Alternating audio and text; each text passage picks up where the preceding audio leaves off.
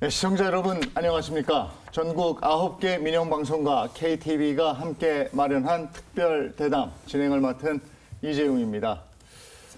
코로나 바이러스의 확산세를 꺾을 대안 역시 백신입니다. 수급 불균형으로 주춤했던 백신 접종이 다시 속도를 내고 있는데요. 국민의 생명과 안전을 책임지면서 중앙과 지방의 상생을 통해 실질적인 자치 분권을 고민하는 곳입니다. 행정안전부 전해철 장관 모시고 얘기 나눠보도록 하겠습니다. 어서 오십시오. 예, 반갑습니다. 네, 반갑습니다. 그리고 KBC 광주방송 안승순 기자와 함께하겠습니다. 어서 오십시오. 네, 안녕하십니까. 네. 지난해 12월 4일에 장관으로 취임하셨어요.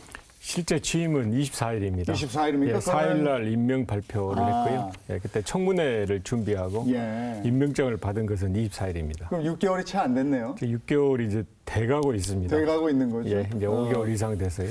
어떻습니까? 6개월여 행안부 장관으로 생활을 하시니까. 예, 가장 큰 것은 코로나19 극복이었습니다. 네. 지난 겨울 취임하자마자 이제 중대본의 2차장 행안부 장관으로서 매일 아침 회의를 하고 또 무엇보다도 위중한 상황이어서 코로나19 극복을 위해서 노력을 했는데 나름 그래도 방역 또 백신의 여러 수급이나 또 접종 등의 성과는 있었다고 생각합니다. 과정에서 행정안전부 직원분들 또 정말 많은 도움, 애를 많이 써주셨고요. 특히 지자체 같은 경우는 저는 이제 자율에 기해서 권한과 책임을 져야 된다고 생각하는데 이 방역 또 이 백신 접종 과정에서도 지자체에 많은 역할들이 있어서 저로서는 아주 좋으신 분들하고 어려운 상황이었지만 일을 할 수 있어서 굉장히 뿌듯하게 생각합니다. 뭐 그러면 6개월 동안 한시도 쉴 틈은 없으셨겠는데요? 그렇습니다. 말씀드린 대로 굉장히 위중했고요. 예. 특히 이제 백신 접종 또 백신 준비 관련해서는 현장을 가도록 노력을 했습니다. 네. 현장에 가서 이야기를 듣고 또 그분들의 실제로 어려운 점 등에 대해서 해결하기 위해서 노력도 하고 하다 보니까 굉장히 5개월 이상 이제 6개월이 빠르게 지나간 것 같습니다. 그러셨네요. 문재인 대통령의 국정 철학을 가장 잘 이해하는 인물이 누구냐? 그러면 장관님을 얘기하더군요. 문재인 대통령의 국정 철학 한마디로 어떻게 요약하면 되겠습니까? 뭐 여러 문제도 있지만 이제 대통령께서 늘 강조하셨지만 참여정부 때부터 이야기해왔던 사람 사는 세상에 기해서 가장 시민이 중심이 되고 무엇보다도 권위를 해체하고 또 국민과 소통하는 그런 국정 철학을 가지고 대통령께서 지금까지 쭉 해왔다고 생각합니다. 네, 국민과의 소통을 가장 중요시한 그런 바탕 위에서 국정 운영을 하셨다 이런 말씀이신데 그동안 청와대의 부름을 많이 받으셨을 텐데 고사하셨어요. 그리고 이제 임기 말 입각한 데는 또 어떤 그 사명감 뭐 이런 것도 있지 않으셨을까 싶은데 어떻습니까? 예, 여러 차례 이제 기회가 있었던 건 사실입니다만 예. 고사라기보다는요 여건이나 또 이 마땅한 조건 등이 해야만이 제가 일을 할 수가 있는데 마침 임기 말이라 하더라도 이번 행안부 장관직은 일을 해볼 만하다, 해볼 수가 있겠다 생각을 해서 이제 내각에 들어왔고요. 특히 제가 짧지 않은 기간 국회라든지 이제 당에서 일을 했었는데 그런 경험이 지금 얼마 되지는 않았지만 내각에서 일을 하는데 도움이 되고 그런 제가 일하는 그런 정성과 또 노력이 문재인 정부 성공, 또 문재인 대통령이 성공한 대통령으로 남을 수 있다면 저에게는 큰 보람이라고 생각합니다.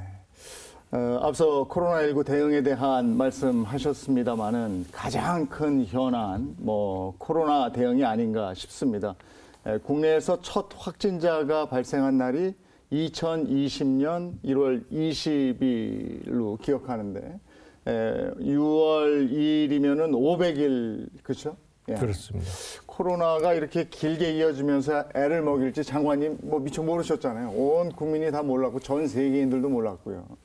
예, 말씀하신 바와 같이 세계가 다 몰랐고요. 네. 이렇게 오랜 기간 제가 얼마 전에 이제 중대본 회의 주재하면서도 처음 모두 말해서 이야기를 드렸지만 500여일 이상 정말 많은 국민들께서 고통과 어려움을 감내하고 계신다라고 이제 말씀을 드렸고 무엇보다도 방역이라든지 지금 하고 있는 백신 접종과 관련해서는 국민분들의 참여 또 국민분들께서 이해해 주시면서 함께 해 주는 게 저희들로서도 큰 도움도 되고 큰 성과로 남는 것 같습니다. 네. 온 국민이 이제 오늘은 확진자 수가 몇 명인가 이거 관심 있게 뉴스에서 지켜보고 있는데 500명대, 뭐 600명대, 어떤 때 많게는 앞에 7자도 보이기도 하고 막 이래요. 이 상황에서는 이제 해결책은 역시 백신일 텐데 백신 어떻게 접종이 잘 진행되고 있는지 그런 말씀도 좀 듣고 싶고요. 그렇습니다. 저희들은 이제 방역을 열심히 합니다만 네. 결국은 일상으로서 회복하는 것은 이 백신 접종이 최선의 길이라 생각해서 백신 접종에 최선을 다하고 있습니다만은 저희들이 원래 4월 말까지 300만 명 접종을 한다고 했습니다. 거기에 대해서 좀 초과했죠. 330만 명 백신 접종을 했고요. 네. 다만 이제 4월 말까지 좀 1차 접종에 치중하다 보니까 5월 초에는 2차 접종을 해서 1차 접종의 숫자가 확 급격하게 늘지는 않았습니다. 네. 하지만 5월 중순부터 다시 1차 접종을 했고 무엇보다도 5월 27일부터는 60세 이상, 네. 74세면 지금까지는 75세 이상 되는 어르신분들을 대상으로 네. 이렇게 했던 것을 이제는 60세 이상, 74세 미만, 사실상 전 국민을 대상으로 하는 백신 접종 시작했습니다. 네. 그동안 많은 국민들이 백신 부족을 걱정해왔던 게 사실입니다. 이번에 문재인 대통령의 미국 방문을 통해서 모더나 코로나 백신을 우리나라에서 위탁 생산하게 되는 성과를 거뒀는데요. 이게 앞으로 백신 수급에 긍정적인 영향을 미친다고 봐야죠. 그렇습니다. 일단은 지금까지 저희들이 준비해왔던 또 계약했던 백신 수급에 대해서는 문제가 없습니다. 네. 국민분들께 말씀드린 이제 이 과정에서 이제 모더나 같은 경우에는 이제 해외에서 하는 게 아니라 위탁 생산을 하면 네. 훨씬 더 이제 안정적인 수급을 할 수 있는데 그와 같은 위탁 생산 그런 계약 체결들이 저희가 이야기 들었던 백신 수급의 여러 일정에는 크게 도움이 되는 그런 상황입니다. 네. 상반기에 1,300만 분에게 네. 백신 접종을 하려고 하고 있고요. 이를 위해서 이제 5월 중순부터 해서 75세 이상 되는 어르신분들은 6월 중순까지 네. 사실상 그동안 접종 신청을 하는 분, 또 예약을 하는 분, 동의한 분 한 86% 정도 되는데 그분들을 다 이제 접종을 하고 그리고 나서 이제 60세 이상 되는 분에 대해서는 5월 27일부터 이제 접종을 시작합니다. 그 접종을 시작하는 것을 지금까지는 접종센터라든지 한 260개 정도 되거든요. 그리고 또 보건소 또 한 250개 그런 데서 하던 것을 13,000개 정도 되는 민간 의료기관에서 이제 접종을 시작하게 되기 네. 때문에 저희들로서는 그 충분한 백신 접종의 기간이 확보되어 있는 상태에서 접종을 이제 일반 국민 대상으로 하는 거여서 네. 1,300만 분에게 접종하는 게 6월 말까지 가능하다라고 네. 생각하고 있습니다. 그런데 이제 전문가들이 지적하는 부분이 접종 속도 못지않게 이미 드러난 문제를 해결하는 게 중요한 거 아니냐 이런 말씀들을 하셔서 접종 인원이 늘어나면 또 이상 반응에 대한 그런 접수도 많이 늘어날 것 같고요. 또 1차 접종 때 물량 배분이 원활하지 않아서 그때 고생들 했던 그런 것도 지금 기억이 나고 또 전산 시스템 점검 이런 부분도 지적을 하고 있는데 이런 부분은 다들 다 어떻게 보충이 돼 있는지 모르겠습니다. 예, 일단 이상 반응에 대해서 저희들이 이제 가장 많은 관심 또 그리고 실제 필요한 조치를 하고 있는데요. 네. 국민분들이 굉장히 걱정이 되지 않겠습니까? 네. 이제 이상 반응에 대해서 신고하는 분들이 상당히 있습니다. 그분들에 대해서는 저희들이 철저하게 조사를 해서 보상을 적절한 수준에서 보상을 할 수 있게 하고 있고 국민분들에게도 또 세계적으로 굉장히 이제 밝혀졌지만 네. 이 백신 접종이 안전합니다. 맞으셔도 됩니다라고 이제 이야기를 드리고 있고 이를 위해서 이들은 시도 단위 또 시군구 단위의 이상 반응을 체크할 수 있는 그런 센터 등을 저희들이 이제 준비를 하고 있고요. 무엇보다도 이제 이런 준비에 의해서 백신 접종이 원활하게 배급되는 게 필요한데 처음에는 좀 부족했던 부분이 있습니다. 네. 왜냐하면 이 접종 예방 센터를 한 번에 다 260개를 한 게 아니고 순차적으로 하다 보니까 어느 지역에는 좀 백신이 많이 공급되는데 어느 지역은 예. 좀 부족한 게 있어서 예. 그런 부분에 대해서 저희들이 재배분을 했던 게 맞는데 현재는 재고 관리 시스템에 의해서 오늘 현재 어느 지역에 얼마 정도의 백신이 있고 재고가 얼마라는 것을 정확히 알 수 있는 시스템이 갖춰져 있습니다. 네. 그래서 이제는 백신 이 배분과 관련해서 어떤 문제가 생기지는 않는다라고 저희들이 자신 있게 말씀드릴 수 있습니다. 예, 정부가 코로나 백신의 집단 면역을 오는 11월로 잡고 백신 방역에 총력을 기울이고 있습니다만은 현재 속도로 방역이 진행될 경우 다소 힘들다는 전망이 나오고 있습니다. 국내 위탁 생산으로 목표 달성이 가능하겠습니까? 예, 저희들은 이제 가능하다고 생각하는데요. 이제 두세 가지의 저희들이 이제 근거를 댈 수가 있습니다. 첫째는 이제 백신의 확보인데요. 그 수급량이 현재까지 지장이 없습니다. 물론 이제 백신의 종류에 따라서 또 수급 시기에 따라서 약간의 차이는 있지만 일단 백신 확보가 올해 말까지 가능해서 저희들이 말씀드린 적어도 11월까지의 집단 면역 형성이 가능하다 이야기를 드릴 수가 있고요. 두 번째는 접종 역량입니다.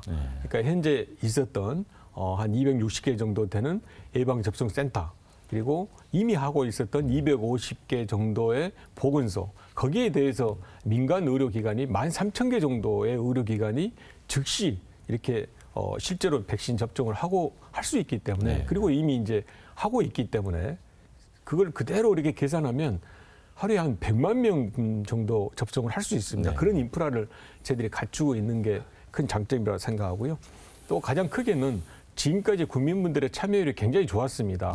사실 그 예약한다는 것이 온라인 예약 시스템을 이용한다는 것이 굉장히 번거로울 수도 있는데 그런 부분에 대한 국민분들의 참여가 굉장히 높아서 저희들은 이와 같은 국민적 열기와 저희들의 인프라 그리고 백신의 확보에 의하면 적어도 9월 말까지 해서 3,600만 분이 맞고 그래서 11월까지 집단 면역이 형성된다라는 그 목표 달성이 가능하다라고 생각하고 있습니다. 네. 접종 속도를 높이기 위해서 접종자들에게 인센티브를 주는 방안도 논의되고 있는 것으로 알고 있는데 구체적으로 설명을 좀 해주시겠습니까? 그렇습니다. 이미 이제 확정돼 있는 것은 이제 접종 완료라 그러죠. 그러니까 이제 얀센을 제외하고는 2번을 맞아야 되지 않습니까? 그러니까 2번을 맞고 나서 2주가 지난 분들을 저희들이 이제 접종 완료라고 하는데 그분들에 대해서는 접촉을 했다 하더라도 자가격리를 면제해주거나 또 해외를 나갔다 왔을 때 입국했을 때 자가격리를 면제해 주는 것은 이미 시행을 하고 있고요. 이제 여기에 더해서 6월 1일부터 저희들이 이제 시행하려고 하는 게 이 직계 가족이 모일 때 8분까지가 이제 모일 수 있다고 했는데 그때 이 접종이 완료되는 분, 이거는 이제 1차 접촉자 포함해서 그분들을 실제 이렇게 모이는 숫자에서 뺀다든지 또 경로당에 와서 어르신분들이 모일 때도 1차 접종하셨던 분은 그 숫자에서 제외해서 경로당에 모여서 여러 프로그램을 활용한다든지 또 요양병원이나 시설에서 모여가지고 또는 면회를 하고 할 때도 이 접종자에 대해서는 여러 가지 편의를 제공할 수 있는 그 제한을 좀 완화하는 이런 것들을 6월 1일부터는 이제 시행하려고 하고 있고요. 또 7월 달은 저희들이 말씀드린 6월 말까지 1,300명 정도의 접종이 이루어진 이후에 7월 달이기 때문에 7월 달은 기본적으로 지금 4인 또는 새로운 이제 거리두기 개편안에 의하면 8인 제한 등이 있는데 이 4인이나 8인 거리두기 개편안 때 이 접종을 하신 분들은 거기서 제외하는 거로 그러니까 거기에 숫자에 들어가지 않는 거죠. 그것까지를 생각하고 종교 활동에 있어서도 마찬가지로 숫자 제한에 있어서 접종하신 분들은 좀 생각을 하지 않는다든지 대상자가 안 되게 한다든지 그러니까 숫자에 카운팅이 안 되니까 그분들은 간다 하더라도 그 제한된 범위가 해당되지 않겠죠.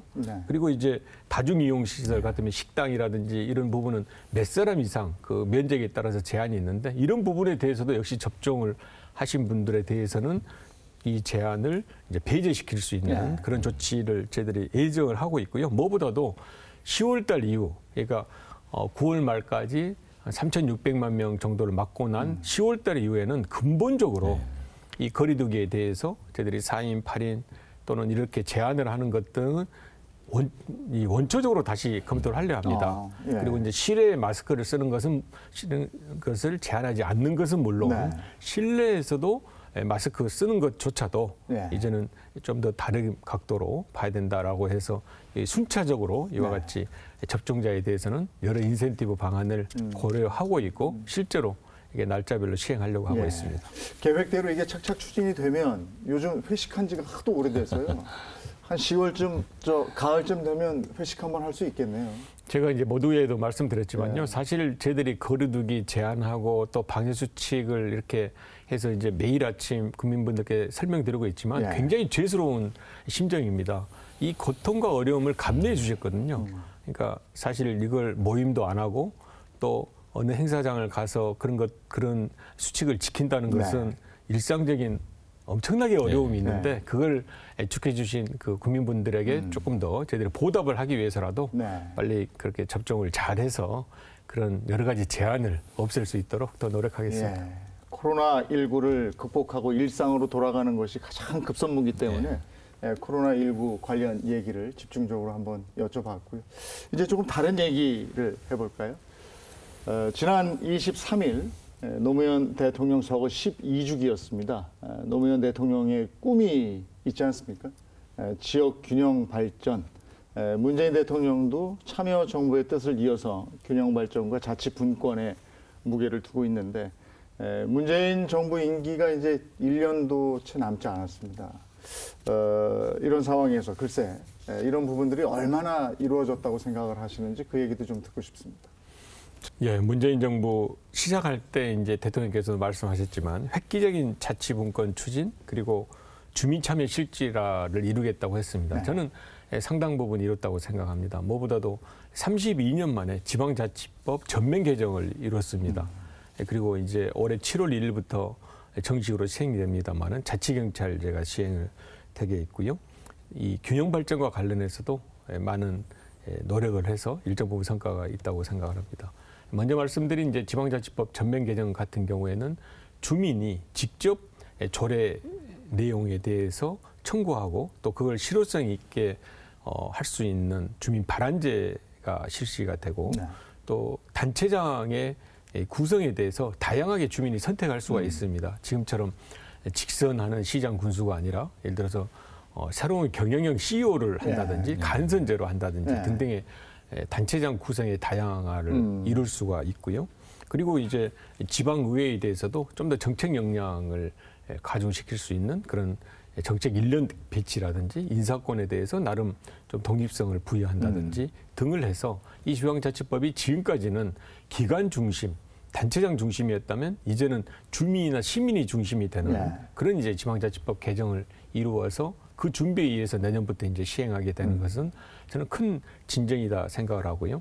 그리고 이제 그동안은 국가경찰만을 생각을 했는데 이제는 자치경찰이라고 해서 자치행정과 치안행정이 결합되는 그런 자치경찰제가 7월 1일부터 시행되는 것은 또한 큰 의미가 있다고 생각합니다. 균형 발전에 대해서는 사실 워낙 지방이 열악한 상황에 있어서 국민분들께서 다 체감할 수는 없지만 나타난 성과로서도 국가 균형 발전 프로젝트를 해서 한 23개 정도를 정해서 24조 원 규모에 대한 예비 타당성 조사를 면제해서 실질적인 지방 균형 발전에 도움을 줬고요. 또 혁신도시 시즌2라고 해서 그 혁신도시의 인프라를 개선하는 그런 것도 했고 국가 혁신 클러스터 육성 사업 역시 계속적으로 하고 있습니다. 균형 발전은 문재인 정부가 크게 중요하게 생각한 그런 가치여서 나름 열심히 했는데 그 부분에 대해서 성과도 좀 더 국민들이 체감할 수 있게 해야 되는 게 남은 제들의 숙제 아닌가라고 생각합니다. 저도 오늘 장관님 뵈러 오랜만에 세종시에 내려왔는데 세종시의 발전은 또 놀랍더군요. 계속 그 건물 지어지고 사람들도 많이 보이고요. 실감하시겠어요. 그렇습니다. 현재 세종시에 약 22개 중앙부처와 있고요. 또 공공기관도 이전을 사실상 완료했습니다. 물론 이제 앞으로도 좀 더 이제 올 수도 있지만 또 하나는 공공기관 같은 경우에는 세종시로 이제 오려고 하고 있습니다. 그동안에 이제 여러 계획에 의해서 또는 조금의 권유에서 왔는데 이제는 와야 되겠다. 왜냐하면 세종시에 오는 게 행정부나 공공기관 입장에서는 일을 하는데 훨씬 효율적입니다. 그리고 그 인프라가 조성이 됐다 이런 얘기가 그렇습니다. 되겠죠? 편리하기도 하고요.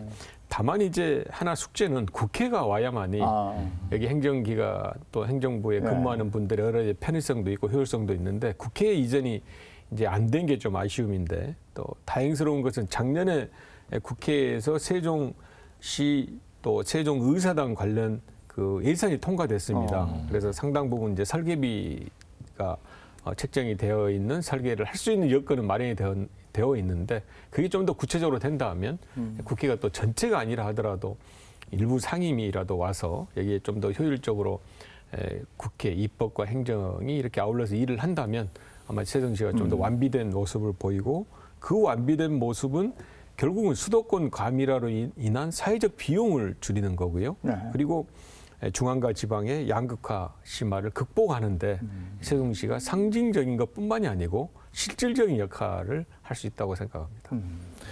네, 정부가 그동안 많은 노력을 했음에도 불구하고 수도권의 인구 집중화 현상을 막는 데는 실패했습니다. 수도권 밀집을 막기 위해서는 수도권의 힘을 지방으로 분산시키거나 지역의 힘을 키워야 된다고 생각됩니다. 장관님은 어떤 방안을 가지고 고민을 하고 계십니까? 그렇습니다. 지금 이제 전국 인구의 50%를 수도권이 차지하고 있어서 또 그게 그동안 쭉 가속화되어 있는 현실은 정말 안타까운 현실이라고 생각을 합니다. 그런 면에서 이제 다른 걸 떠나서 지역에 좀 균형 있는 발전이 필요해서 저희들이 KUD를 한국판 UD를 하면서 지역 균형 UD를 굉장히 강조를 했습니다. 그러니까 지역에 맞는 그런 여러 가지 사업을 선정하고 발전시키는 것이 저는 지역 균형 발전 또 지역의 소외된 모습을 극복하는 데 필요하다고 생각해서 지역 균형 UD를 활성화하기 위해서 노력을 하고 있고요. 지난 2000년 11월에 균형발전 특별법 개정을 완료했는데 그 내용을 보면 거기에 인구 감소 지역에 대한 좀 총체적인 지원책이 담겨져 있습니다. 그러니까 인구가 감소하는 것을 그동안은 그 도시의 경쟁력이 떨어져서 그런 거 아니냐라고 방치할 것이 아니고 여러 가지 재정적 지원 또는 입법적 지원이 필요한 것을 할 수 있는 근거를 마련을 했기 때문에 저는 이와 같이 좀 더 인구 감소 지역에 대한 혜택 또 이 부응될 수 있는 사업을 선정해서 발전시키는 것 등등을 계속 하는 것이 한 번에 다 되는 것이 아니고 이런 부분들의 노력이 쌓이면 지금 수도권 집중 현상을 좀 더 막을 수 있지 않을까 생각을 합니다. 네. 포스트 코로나를 준비하면서 내놓은 한국판 뉴딜. 이 한국판 뉴딜의 핵심은 지역 균형 뉴딜이 아닌가 싶은데 지역별 맞춤형 발전 전략을 마련했다 이런 얘기도 들었습니다. 이게 어떤 내용인지 궁금해지거든요. 그러니까 이제 한국판 뉴딜이라 하면 디지털 뉴딜과 그린 뉴딜이거든요. 그게 이제 필요한 분야지 않습니까? 저희들이 앞으로 이제 4차 혁명 시대 또 대한민국이 가야 될 방향성을 주는 것은 맞는데 그런 한국판 뉴딜이 지역을 배제하고 또는 지역에서 여러 가지 자정적으로 생기는 사업이나 일의 내용을 배제하고 해서는 진정한 국가 발전이 이루어질 수 없다라는 측면에서 한국판 뉴딜의 핵심은 지역균형 뉴딜이다라고 이제 이야기를 드리는 거고요. 이를 위해서 지역균형 뉴딜 추진 계획을 마련을 했습니다. 그 세부 계획을 마련해서 전국 17개 시도와 함께했고 이 기역 뉴딜에 대한 계획을 17개 시도가 세부 계획을 또 완성을 해가지고 제대로 진행을 하고 있습니다. 그러니까 예를 들면 그 충남 같은 경우에는 가장 대표적인 화력발전소 지역이거든요. 그걸 새로운 재생에너지 지역으로 이렇게 만든다든지 또 울산 같은 경우에는 많은 공장 또 조선소 등이 있는데 이 울산에 대해서 해상풍력이라든지 스마트 조선이라든지 그 도시에서 지금까지 해왔던 장점을 살리면서도 KU딜, 한국판 뉴딜에 맞는 사업을 선정하는 건 그게 이제 지역균형 뉴딜의 핵심인데 그런 사업을 선정하고 또 지역과 함께 추진을 하고 있습니다. 네, 정부의 적극적인 권유로 지자체마다 뉴딜과 관련된 사업을 잇따라 내놓고 있습니다. 하지만 중복되거나 일부 지역에 편향될 수 있다는 우려가 나오는 건 사실입니다. 정부 차원의 조율이나 사업성 검토가 되고 있는지요? 그렇습니다. 그러니까 이제 예를 들어 해상풍력 같은 경우에는 재생에너지로 굉장히 중요하지 않습니까? 그때 이제 해상풍력을 설치한다 할 때, 만들다고 할 때, 울산의 경우에는 조선업이 굉장히 발전되어 있으니까 똑같은 해상풍력을 할 때도 부유식으로 이렇게 해상풍력을 추진하고요. 거기에 비해서 이제 신안군 같은 경우에는 섬이 많고 또 섬에 쌓여 있는 바다가 이렇게 둘러싸여 있기 때문에 거기 같은 경우에 신안군에서는 해상 풍력 발전 단지를 그러니까 울산하고는 다른 모습이죠. 이렇게 해서 이제 하는 것이 제대로 이제 말씀드린 바와 같이 지역에 좀 더 특화돼 있고 또 지역의 상황에 맞는 그런 지역균형 유대를 하고 있다고 이제 말씀드릴 수가 있고요. 이런 이제 사업 내용뿐만이 아니고 특히 행정안전부에서는 지역에서 여러 가지 하고자 하는 사업을 좀 더 발전시키고 또 도움을 주기 위한 조치들을 하고 있습니다. 예를 들면 규제 개선이라든지 또 재정 투자 심사 지원이라든지 지방채 초과 발행을 할 수 있는 것, 특히 재정 투자 심사 같은 경우에는 올해 4월까지 해서 22건 1조 3천억 이상의 재정 투자 심사를 좀 더 이 수시로 네. 또 빠른 기간 안에 하는 것 등을 했는데 이런 일들을 함으로 인해서 지방에서 하는 사업들이 저들은 좀 더 원활하게 되지 않을까 이제 생각을 하고 있고요. 현재도 내년 예산에 반영할 수 있는 지역의 사업을 약 1,100개 정도를 신청을 해서 심사를 하고 있습니다. 이 1,100개 지역에서 신청한 사업을 각 부처가 부처 예산으로 이렇게 수용을 하는 게 필요한데 약 60% 이상의 그 사업은 부처가 내년 예산으로 하겠다라고 이제 저희들한테 이렇게 오히려 승인을 하고 있어서 실제로 지역에 필요한 일들을 지역경영 뉴딜에서 실천하고 이룰 수 있다라는 것에 저희들은 나름 성과를 평가하고 있습니다. 예. 지금 장관님 말씀 이렇게 들어보니까 17개 시도의 지자체장들이 나름대로 이건 좀 하고 싶은데 저쪽하고 중복되는 게 있으면 그걸 또 장관님께서 조율하시고 이러는 것도 만만치 않겠어요. 그렇습니다. 그러니까 제가 말씀드린 대로 이제 예를 들어 그린 뉴딜이다 그러면 너무 모든 그 시도 또 시군구에서 똑같은 것을 할 수 있지 않겠습니까? 그런 부분에 대해서는 그 도시가 또 그 지역이 장점이 있거나 이미 이제 어느 정도 갖춰져 있고 그런 사업을 했던 경험이 있으면 다른 데보다 훨씬 나으니까 그런 이제 말씀을 드려가지고 약간은 선회할 수 있고 또는 중요한 것은 선택과 집중을 할 수 있도록 그러니까 많은 사업을 한다 해서 그것이 반드시 KU들의 성공이라고 할 수 없기 때문에 어떤 사업에 대해서는 좀 더 그 지역에서 특화되게 발전을 한다면 그는 국비도 받을 수가 있고 제가 말씀드린 여러 가지 조치의 대상이 될 수 있어서 그런 부분에 대해서 많은 이야기를 하고 있고 그걸 이루기 위해서 저희들이 유들 분과회의를 합니다.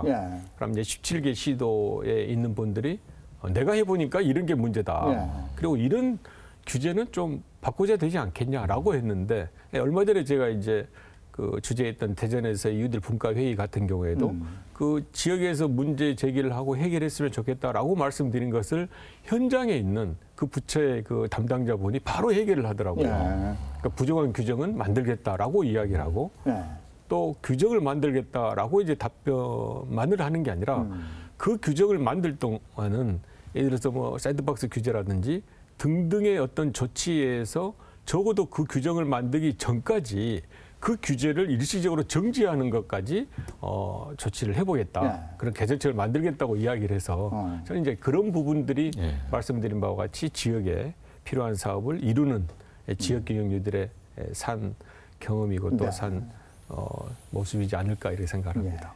그리고 이건 어떤가요? 광주 전남도 그렇고 대구 경북도 그렇고 그리고 부산 경남도 그렇고 행정 통합 또 경제 공동체 만들려는 움직임이 있습니다. 이게 이제 균형 발전의 흐름 속에서 긍정적인 과정이라고 보시는지 어떤 시각으로 바라보시는지 그게 또 궁금해지네요. 지금 이제 문제는 그 수도권 인구 집중만이 문제가 아니고요. 실제 수도권의 지역 내 총생산 GRDP라 하죠. 그게 절반을 넘어섰습니다. 결국 이제 국토 또 국가가 이와 같이 불균형 상태가 된다는 것은 모든 국민에게 나쁜 영향을 주고 있는데 이를 극복하기 위해서는 결국은 지역이 경쟁력을 갖춰야 됩니다. 그 지역 경쟁력을 갖추기 위해서는 이제 특화된 사업도 필요하지만 어느 정도의 인구라든지 또 어느 정도의 생산 기반 등을 갖춰야만이 이제 경쟁력을 갖출 수 있어서 저는 기본적으로 이와 같은 메가시티 등 또는 지역의 통폐합은 필요하다고 생각을 합니다. 얼마 전에 이제 대구 경북에서 당장은 아니고 내년 지방선거 이후로 이제 미루기는 했습니다만 통폐합을 하겠다라고 한다든지 또는 지금 부울경처럼 통폐합은 아니고 부산, 울산, 경남 이 메가시티를 만들겠다. 특별지방자치단체를 만들겠다. 이거는 이제 이번 지방자치법 개정안에 있는 거거든요. 그러니까 기존의 지방자치단체가 자기 모습은 갖고 있으면서 새로운 거기에 특별지방자치단체를 만들어서 각 지방자치단체 필요한 일들을 해보겠다. 이제 이런 것 등을 부산, 울산, 경남에서 이야기했는데 저는 아주 필요하다고 생각합니다. 뿐만이 아니고 이제 전남, 광주라든지 충남에서도 메가시티를 만들겠다라고 하는 것은 기본적으로 지역의 경쟁력을 높인다는 측면에서 저는 효과적이고 필요한 일이라고 생각을 하고요. 그래서 이제 저희 정부에서는 이제 균형이라든지 또 분권위에서 이 메가시티 조성 또는 통폐합을 위한 것을 지원하기 위한 TF를 만들었습니다. 그래서 거기에 이제 행안부도 들어가고 또 산자부 또 기재부 등이 참여를 해서 이 메가시티나 또 지역의 통폐합에 대해서 우리가 어떤 조치를 할 수가 있겠냐. 새롭게 설정된 특별지방자치단체에 대해서 어떤 권한을 주고 거기에 대한 재정 지원을 어떻게 할 거냐 등에 대한 이제 안을 만들어서 적어도 3분기 안에 실시하려고 하는데 그게 바로 제가 말씀드린 대로 지역의 통폐합 또는 메가시티는 필요한 일이고 그게 지역의 경쟁력을 높이는 거다라고 이제 생각하고 있습니다. 중앙부처 차원에서 지원 계획을 지금 준비 중인데 그렇습니다. 완전히 수립해서 어떤 부분을 그러면 지원해 줄 수 있을까요? 말씀드린 바와 같이 이제 그 불경의 메가시티를 하는 이유는 경쟁력을 높이기 위한 거지 않습니까? 그 경쟁력을 높이려면 가장 필요한 게 재정의 확보이겠죠. 그러면 지금도 이제 교부세 명목으로 가거나 또는 여러 가지 이제 그 사업을 하기 위해 국비 지원이 있지만 그걸 좀 더 효율적으로 어떻게 할 수가 있겠냐. 그러면 기존에 주어왔던 교부세와 어떤 성격으로 어떤 내용으로 주어질 거냐 등등이 좀 더 세부적으로 결정이 돼야만이 이런 특별지방자치단체나 메가시티의 경쟁력이 갖춰질 수 있다고 생각합니다. 예, 9개 지역 민방과 KTV가 공동으로 마련한 특별 대담 전해철 행정안전부 장관과 함께하고 있습니다. 지금 재정에 대한 말씀을 하셨어요. 역시 자치분권의 중요한 바탕 재정, 결국은 이제 돈일 텐데 2차 재정분권을 준비 중이신 거고 2차 재정분권의 핵심, 이 내용은 어떤 건지 오늘 또 말씀을 해주시면 좋겠네요. 그렇습니다. 그러니까 지방자치 또 지방이 잘 되기 위해서는 기본적으로 지역의 일을 스스로 해결할 수 있도록 지방 재정의 자립 기반이 강화돼야 된다고 생각을 하고요. 문재인 정부 들어와서 상당히 노력을 했습니다. 그러니까 2018년 같은 경우에는 국세와 지방세 비율이 78대 22였는데 이 1차 재정분권의 노력에 의해서 2020년에는 74대 26까지 상당 부분 이제 올라왔습니다. 저희들은 7대 3을 만들어야 된다. 그게 이제 2차 재정분권의 저희들의 목표인데요. 설령 74대 26이 70대 30까지는 안 간다 하더라도 적어도 71, 2까지 가서 적어도 지방이 27, 8까지는 갈 수 있는 그런 토대를 만드는 것이 문재인 정부가 하고자 하는 2차 재정분권의 목표이고 그걸 위해서 이제 노력을 지금 하고 있습니다. 이미 관계부처 논의를 했고 또 사실 관계부처의 이 협의가 쉽지는 않습니다. 그래서 국무조정실에서 지금 조정도 했고요. 이제 얼마 전에는 당에서 이걸 해결하기 위해서 재정분권 특별위원회를 만들었습니다. 그래서 당에서도 이제 부처의 의견을 들어보고 또 실제로 이제 당이 해왔던 정책 사업과 또 정책적 의지가 이 지방자치나 지방분권, 지방재정분권 등에도 많이 효과도 주고 영향을 미치기 때문에 당이 또 적극적으로 나와서 중재 역할을 하고 있는데 저는 굉장히 좋은 결과를 기대하고 있습니다. 그렇게 된다면 결국은 지방자치의 토대가 되는 지방재정의 확보도 어느 정도 가능하지 않을까라고 생각합니다.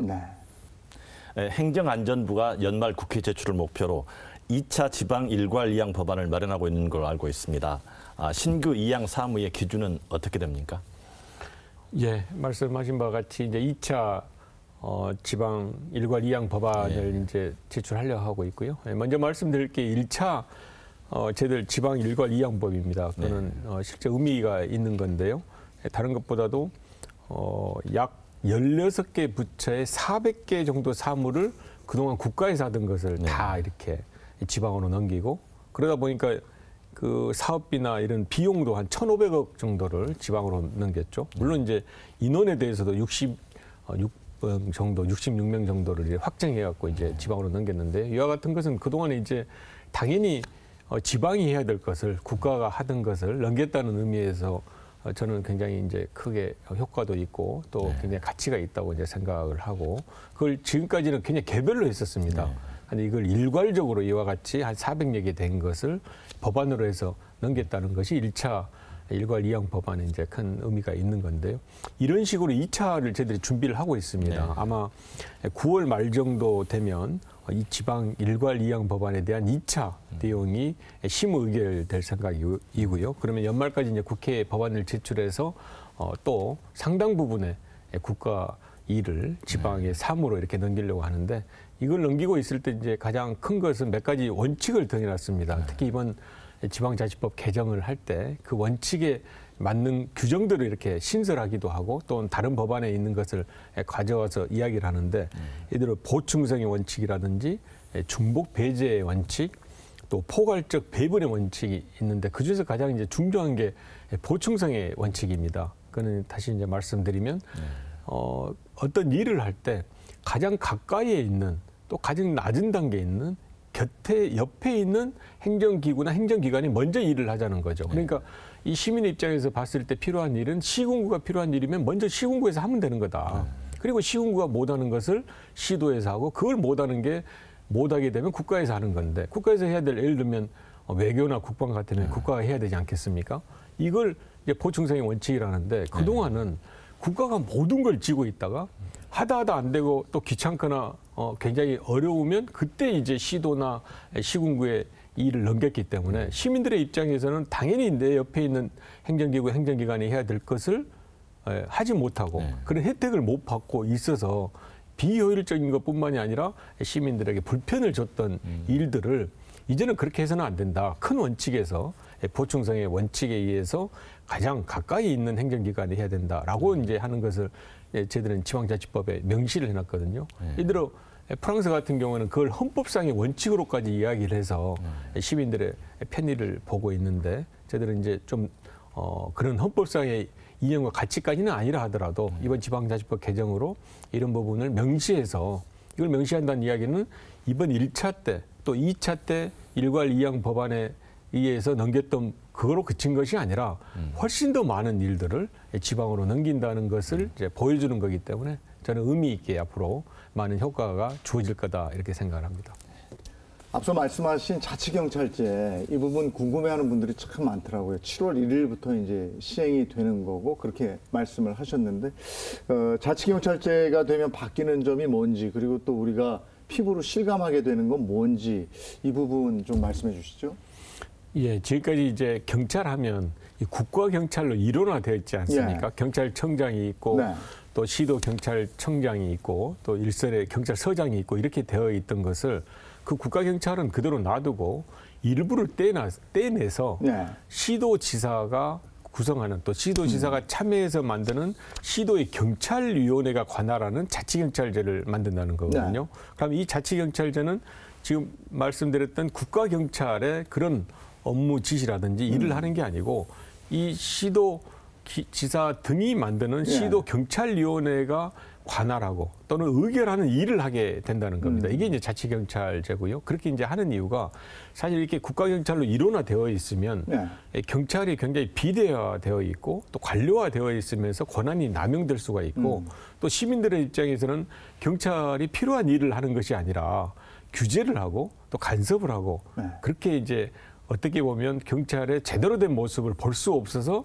보통 다른 나라에서도 이 자치경찰제가 굉장히 활성화되어 있는 경우가 많이 있습니다. 이제 피부로 느낄 수 있는 것은 이 자치경찰제를 하면 치안행정과 그리고 자치행정이 결합하는 겁니다. 예를 들면 가정폭력 사건이 있다. 그럼 가정폭력에 대해서는 지금은 수사는 수사대로 하고 이 가정폭력에 대한 여러 가지 쉼터를 만들고 후속 조치를 하는 것은 자치단체에서 해왔거든요. 아동학대 요즘 문제되는 것도 마찬가지입니다. 그 아동학대 문제는 수사로만 해결할 수 있는 게 아니고 거기에 따른 여러 가지 복지기관이라든지 또 자치단체에 있는 분들이 여러 조치도 하고 상담도 하고 후속 조치를 해줘야 되는데 그게 이렇게 전목과 연결이 되지 않고 있는 겁니다. 수사는 수사대로 자치행정은 자치행정대로 하고 있던 것을 적어도 이제 자치경찰이 활성화된다면 시민 입장에서는 그 수사와 함께 그리고 이 지금까지 해왔던 행정이 결합해서 한 번에 여러 가지 시민들에게 혜택을 줄 수 있다, 효과를 줄 수 있다는 의미에서 저는 이제 굉장히 크다라고 생각을 하는데요.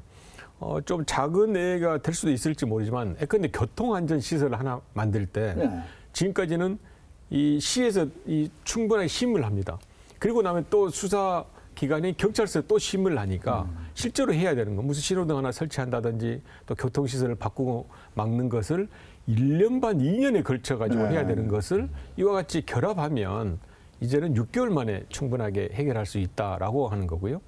제가 얼마 전에 인천의 자치경찰위원회 이제 출범식에 갔는데 그때 인천시에서는 앞으로 이 자치경찰로 경찰위원회나 또는 자치경찰이 강화돼야 할 내용이 또는 중점을 둬야 될 내용이 어린이 안전이다라고 이제 이야기를 하는데요. 그럼 어린이 안전을 위해서는 어떤 단속이 필요하겠죠. 예를 들어서 과속하는 차량에 대해서 또 그 횡단보도 이런 준수 의무를 지키지 않는 단속도 필요하지만 거기에 맞는 여러 가지 교통 시설도 만들어야 됩니다. 그런 일들을 적어도 이 자치경찰이 생김으로 인해서 한 번에 다 같이 할 수가 있고 또 그런 일을 하는 데 있어서는 예산이 필요하지 않습니까? 그동안 이제 수사와 자치 행정에 대한 예산이 분리되어 있었다면 그걸 자치경찰위원회는 하나의 예산으로 포괄해서 할 수 있기 때문에 훨씬 더 효율적으로 할 수 있다라는 것이 이제 저희들이 생각하는 자치경찰제 앞으로 가야 될 방향이라고 생각합니다. 지금 경찰들의 입장은 어떤지 그것도 또 궁금해요. 이게 좋을지 어떻게 될지. 사실은 이제 아주 바람직한 거라면 이 국가경찰과 자치경찰이 완전히 분리해버리면 더 나을 수도 있습니다. 하지만 이제 완전 분리를 했을 때는 많은 비용도 소요가 되고 또 거기에 따라서 여러 부작용이 있어서 저희들로서는 완전 분리라기보다는 어느 정도 자치경찰과 국가경찰이 좀 더 병존하는 모습을 보이니까 일선에 이제 경찰 계신 분들은 경찰의 분들은 우리한테는 부담만 더 지어지는 거 아니냐. 글쎄. 라는 이야기도 하실 수 있는데 제가 말씀드린 바와 같이 궁극적으로는 이 자치경찰이 치안행정과 또 자치행정이 결합된 모습으로 나타나는 것이 맞기 때문에 이제 앞으로 쭉 이렇게 시행되고 나서 바람직한 방향으로 가면 그런 부담은 더 덜어질 수가 있습니다. 그러니까 그 조직이 또 이렇게 승진 이게 굉장히 예민하던데 그 총경 승진하거나 이러면 왜 그 지역으로 가서 서장 한번 하고 다시 또 서울 중앙으로 오고 뭐 이러더라고요. 그런 거는 또 어떻게 되는지 모르겠어요. 일단 이제 인사 관련해서 현재 이제 경찰 인사가 말씀드린 대로 그 수도권의 그 인사의 어떤 이제 할당이 있고 또 지방의 할당이 있고 하다 보니까 이제 어디에서 근무하냐에 따라서 승진이 되고 했던 게 있지 않습니까? 이제 그거와 별개로 실제로 자치경찰 같은 경우에도 그 인사의 독립성을 어느 정도 줘야 됩니다. 그 경찰위원회, 그 경찰위원회가 어떻게 보면 경찰로부터 또 시도지사로부터 독립된 인사권을 어느 정도는 행사할 수 있는 게 있는데 현재도 약간의 그 재청권 포함해서 그런 걸 제도적으로 완비하기 위해서 노력을 하고 있는데 나중에는 자치경찰의 궁극적인 인사권 독립 앞으로 주어져야 된다고 생각합니다. 그리고 또 행여 시행착오라든가 아니면 경찰 조직이 숫자가 더 많아지잖아요. 그러니까 더 비대화되는 건 아닌가 이런 우려도 있더라고요. 일단 이제 올 1월 1일부터 시행된 게 수사권 조정입니다. 그동안 이제 검찰이 했던 1차 수사에 대해서 6대 범죄를 제외하고는 경찰에서 1차적으로 수사를 하는 수사권 조정이 이루어졌죠.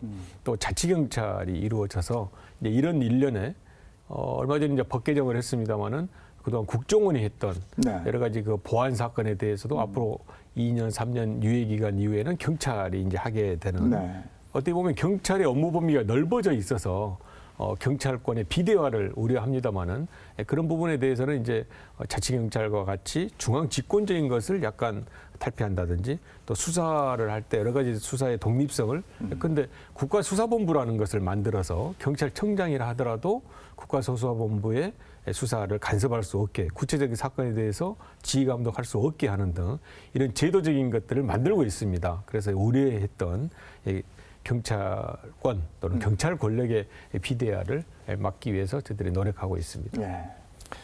네, 문재인 정부 임기가 이제 1년도 채 남지 않았습니다. 최근 대통령 지지율을 보거나 지난 4월 재보궐선거 결과를 보면 정부의 정책 추진 동력이 다소 떨어지지 않을까 우려하는 목소리가 큽니다. 장관님께서는 이걸 어떻게 보시는지요? 예, 이번 보궐선거 결과 굉장히 아프게 생각합니다. 부동산 정책에 대한 것, 또 LH 사건 등에 대한 매서운 국민의 질책이라고 생각하고요. 그걸 저희들이 이제 겸허하게 받아들이고 그동안 해왔던 정책에 문제점은 없는지 또 1년 남았습니다만 우리가 좀 더 추스려서 열심히 해야 될 정책의 내용은 무엇인지를 생각하고 있고요. 다만 이제 현재 대통령 지지율이 30% 40% 이렇게 하고 있습니다만은 역대 다른 정부에 비하면 또 지지율이 아주 낮은 것이 아닙니다. 특히 이제 다른 역대 정부를 보면 측근이라든지 등에 의해서 이루어졌던 권력형 비리가 정부의 힘을 굉장히 뺏는 거였는데 적어도 지금까지 또 앞으로 저는 마지막까지 그리라 생각을 합니다만 문재인 정부는 어느 정부보다도 깨끗한 정부로서 권력형 비리가 있지 않은 그런 모습을 보이고 있기 때문에 저희들은 현재 비록 이번 보궐선거에 패배를 했습니다마는 정책을 추진하는 동력을 잃은 것은 아니다. 오히려 이제 그 정책에 대해서 한 번 더 되돌아보고 또 열심히 할 수 있는 계기로 삼아야 된다라고 생각합니다. 문재인 정부 얼마 남았다 이런 얘기를 자꾸 하게 되는데 이게 짧다면 짧고 또 길다면 긴 그런 기간이죠. 근데 이 임기 동안 꼭 이루고 싶은 최소한의 목표라면 뭐가 있을까? 이 얘기도 듣고 싶습니다. 일단 이제 문재인 정부 뭐 전체로 하는 것보다는요. 제가 이제 행안부 행정안전부 장관이기 때문에 제가 행정안전부 장관 입장에서 이야기를 하면 가장 크게는 코로나19 극복입니다. 그것이 결국은 일상으로서 회복을 이룰 수가 있다고 생각하고 그것은 방역 이상의 백신 접종에 의한 코로나19 극복 반드시 이제 올해 안에 이루어야 된다고 생각하고요. 이제 지방자치 단체 또 지방자치의 활성화는 당연히 필요합니다. 그게 자율에 기해서하고 또 지방자치법 전면 개정이라든지 재정분권 등 자치경찰제 등이 이루어졌던 것을 잘 기화로 해서 지방자치의 활성화 이루어지기를 기대하고 있습니다. 네. 오늘 함께 하셨는데 어떠셨습니까? 네. 한 가지 질문을 드리겠습니다. 장관님은 전남 목포에서 태어나 중학교까지 지내셨고요. 또 경상남도 마산에서 고등학교를 졸업하셨습니다. 그리고 서울에서 대학생활을 한 뒤 강원도 양구에서 군 법무관으로 군 복무를 하셨더라고요. 그리고 또 경기도 안산에서 내리 3선을 하셨고 또 지금 이곳 충청도 세종시에서 장관을 맡고 계십니다. 이렇게 전국 각 지역에 연구를 가지고 계신 정치인이 그렇게 많지는 않지 않습니까? 또 아버님은 평양에서 또 출생하셨고요. 앞으로 이제 장관님께서 국가와 민족을 위해 더 큰 꿈을 펼칠 수 있는 기회가 주어진다면은 도전하시겠습니까? 일단 말씀하신 바와 같이 제가 지역을 어릴 때부터 이렇게 돌아다녔던 또 지역을 많이 생활했던 것은 좋은 경험인 것 같습니다. 왜냐하면 지금은 많이 없어졌다고 하지만 아직도 남아있는 것이 근거 없는 까닭 없는 지역 감정입니다. 다만 어느 지역에 있다는 이유로 인해서 선입견을 가지고 하고 또 어느 면에서는 그걸 정치권에서는 활용하고 이용도 했는데 그게 지역 감정이 대한민국의 발전을 굉장히 저해하는 요소인데 그걸 제가 아주 어릴 때부터 이렇게 경험을 하고 또 무엇보다도 노무현 대통령님을 모시고 제가 참여정부 때 청와대에서 오랜 시간을 한 3년 10개월 정도를 이제 민정수석 등으로 근무하면서 이 지역 감정의 폐해가 정말 크다는 것을 온몸으로 이렇게 또 문제를 제기하고 그걸 극복하신 분이 노무현 대통령이신데 그 노무현 대통령을 모시면서 이제 민정수석 등으로 일을 하면서 지역 감정의 폐해를 좀 극복할 수 있는 방안 등을 일을 했던 것은 제가 어릴 때부터 여러 가지 다녔던 그런 이제 경험에 의해서 제가 할 수 있었던 것은 저한테는 좋은 거였다고 생각을 하고요. 앞으로 주어진 일이라면 또 정치인이든 당장은 이제 행정안전부 장관으로서 문재인 정부의 성공을 위해서 매진을 해야 되겠습니다만은 앞으로도 주어진 일이라면 다 최선을 다해서 열심히 하도록 하겠습니다. 네.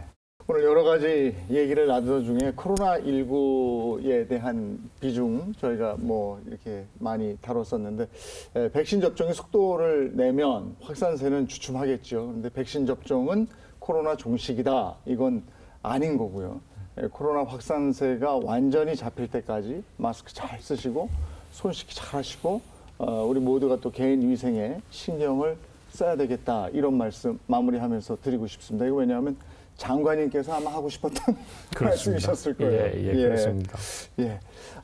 오늘 바쁜 시간 함께해 주셔서 정말 고맙습니다. 그리고 안승순 기자도 오늘 함께해 주셔서 고맙습니다. 네.